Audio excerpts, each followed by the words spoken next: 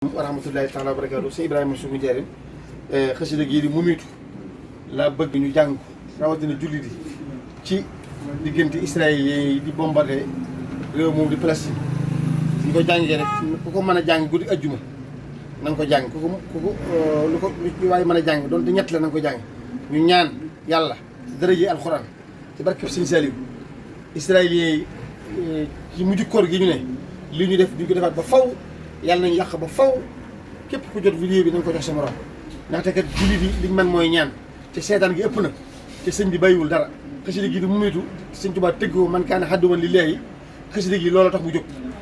képp koo xam ne noonu bu lislaam nga bu ñu ko jàngalee da nga am la doy sëkk. kon maa ngi joxe déclaration bu wóor man si Ibrahima Sougou Ndiarème képp koo xam ne gis nga xasida gi di Mumitu man tawa jaxat bi dur na nga ko jàng ngir jëmi sëñ Tuubaa ñu ñaanal jullit ak képp koo xam ne sax noonu bu lislaam nga bu nekk ci réew mi di làqatu na bokk ci ñaan gi si Ibrahima Sougou Ndiarème moo def déclaration bi képp ku ko tas yàlla nga am ngërëmal sëñ Tuubaa képp ku jot vidéo bi